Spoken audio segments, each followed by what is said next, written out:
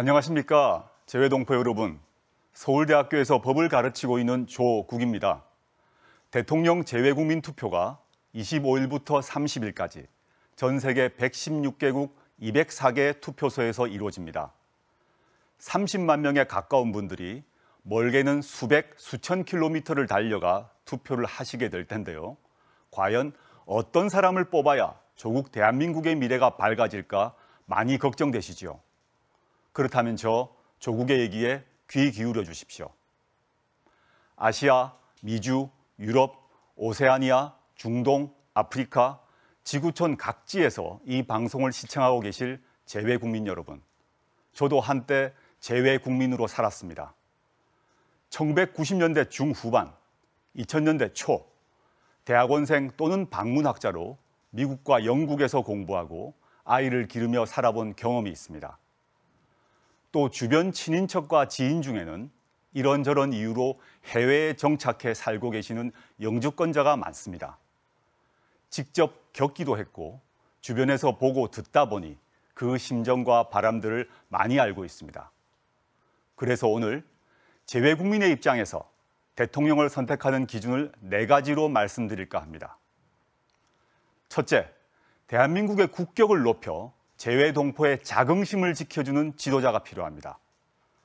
국내에 있을 때는 나라에 대해 불만을 많이 표출해도 해외에 나가면 다 애국자가 된다는 말이 있죠. 태극기만 봐도 찡해지고 한국 기업 광고판만 봐도 괜히 뿌듯해지는 심정. 저도 그랬습니다.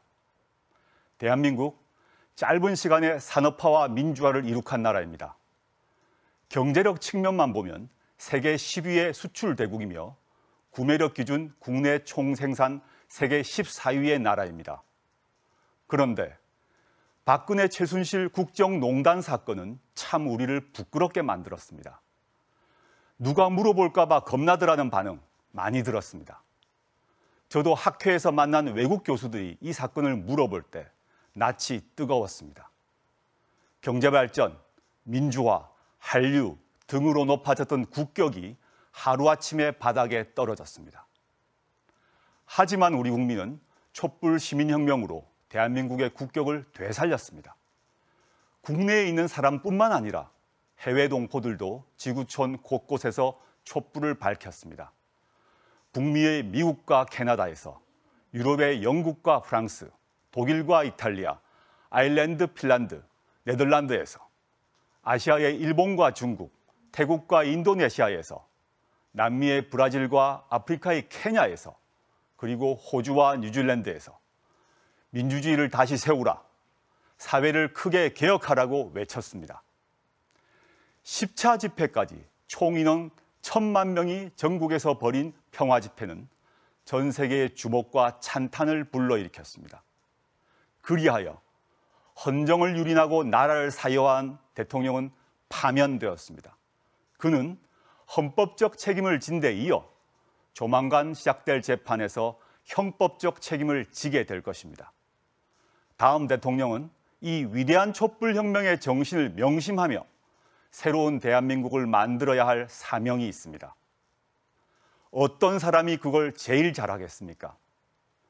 촛불 집회에 열심히 참여하면서 촛불 시민의 목소리를 듣고 국민이 진정 바라는 게 무엇인지, 정치는 또 무엇을 해야 하는지 생각하고 또 생각했던 사람이 아니겠습니까?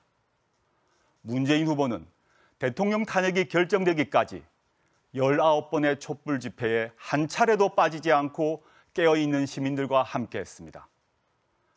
나라다운 나라를 만들어달라, 당당한 애국심을 가질 수 있게 해달라, 그 촛불 혁명의 의미를 문재인 후보는 누구보다 잘 알고 있습니다.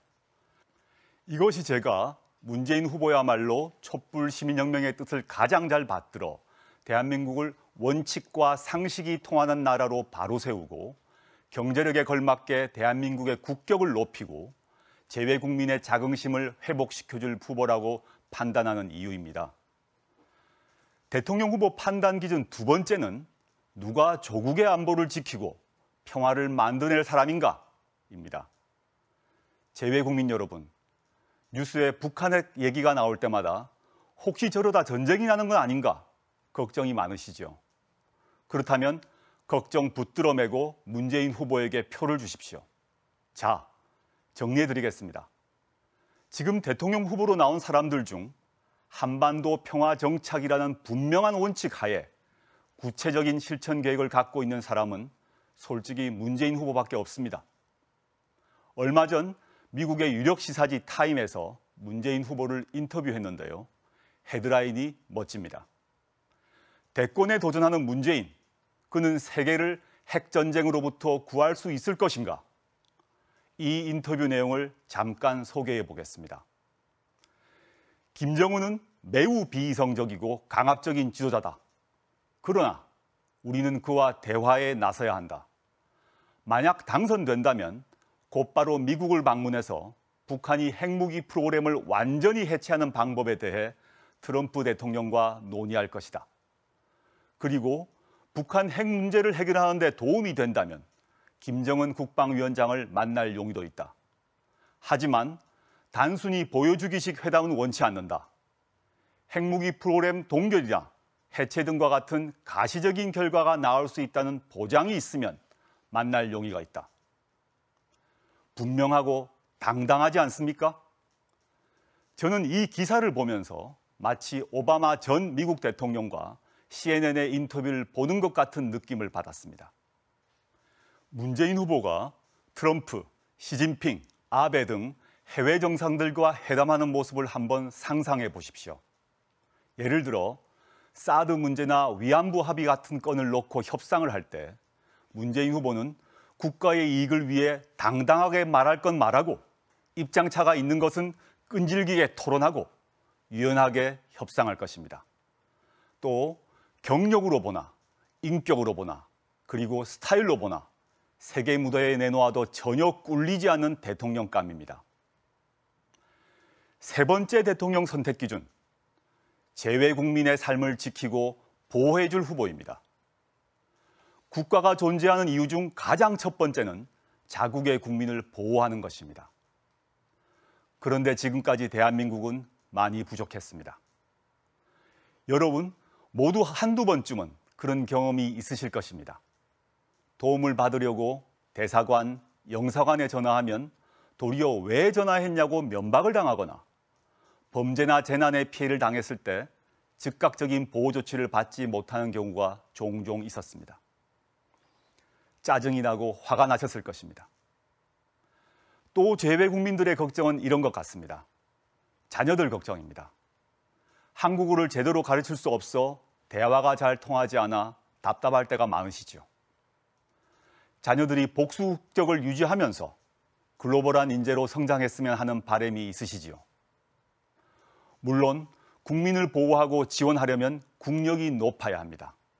하지만 아직 힘이 부족하다고 해서 손을 놓고 있어도 안 되는 일입니다. 문재인 후보는 당장 가능한 일부터 재외 국민을 보호하고 지원하기 위해 준비하고 있습니다. 영사관 인력을 확충하고 범죄와 테러로부터 재외 국민을 안전하게 지키기 위한 예방과 대응 시스템을 강화할 것입니다. 한국 학교와 한글 학교에 대한 지원을 늘리고 차세대 인재를 육성해서 재외 국민과 그 2세들이 자랑스러운 한민족 네트워크로 번영해 갈 수 있게 할 것입니다. 우편과 인터넷으로 투표를 할 수 있게 재외 국민 선거제도를 바꿔서 재외 국민의 참정권을 확대할 것입니다. 재외 동포 지원 조직을 확대해서 지속성을 갖고 재외 국민 보호와 지원 정책을 펴가도록 할 것입니다. 문재인 후보가 내놓은 이것들만 되어도 조국을 떠나서 사는 재외 국민들이 애국심을 지키면서 한민족의 일원으로 당당하게 잘 살아갈 수 있을 것 같습니다. 마지막으로 대통령을 뽑는 네 번째 기준은 후보의 풍부한 국정 경험과 그를 뒷받침하는 개혁 세력의 존재입니다. 문재인 후보는 청와대 민정수석, 시민사회 수석, 대통령 비서실장 등으로 국정의 모든 분야를 직접 다루어 보았습니다. 민주당의 전신인 새정치민주연합 대표일 때에는 내분으로 지리멸렬하던 당을 대대적으로 혁신했습니다. 당시 저는 혁신위원으로 그 일을 도왔습니다. 어떤 난관에도 원칙을 포기하지 않는 모습을 직접 보았습니다. 그 결과 지금 민주당은 119개의 의석을 가진 전국 정당으로 환골탈태했습니다. 혁신에 성공한 것입니다. 그리하여 문재인 후보는 소수 정당의 후보가 아닙니다. 원내 일당의 후보입니다. 전국에서 고른 지지를 받는 후보입니다. 며칠 전 부산 서면에서 민주당 유세가 있었습니다. 무려 3만 명의 지지자들이 서면 거리를 발 디딜 틈 없이 메웠습니다. 부산 사투리를 사용하자면 한마디로 부산이 디비졌습니다. 통상 민주당에게 불리한 지역으로 일컬어지는 부산에서 엄청난 변화가 일어나고 있습니다. 민주당 의원들도 총출동했습니다. 대통령 후보와 당 소속 의원들 그리고 국민이 함께 한바탕 흥겨운 축제의 장에서 어우러졌습니다. 다른 지역도 마찬가지입니다. 충청, 호남, 경남북, 강원, 수도권에서 119명의 민주당 국회의원들이 똘똘 뭉쳐 정권 교체를 위해 온몸으로 뛰고 있습니다. 문재인 후보에게는 이렇게 정권 교체와 나라다운 나라 만들기에 함께하는 119명의 국회의원들이 있습니다. 그래서 말뿐이 아니라 실제로 부정부패 기득권 질서를 청산하고 공정하고 정의로운 나라를 만들 수 있는 적임자입니다. 존경하는 재외국민 여러분, 지금까지 저 조국이 정리한 조국의 미래를 선택하는 기준 어떻게 들으셨습니까? 기준이 서셨습니까? 그러면 이제 투표하는 일이 남았습니다. 투표를 해야 조국과 재외국민의 미래가 바뀝니다. 재외국민 투표 기간은 25일부터 30일까지입니다. 감사합니다.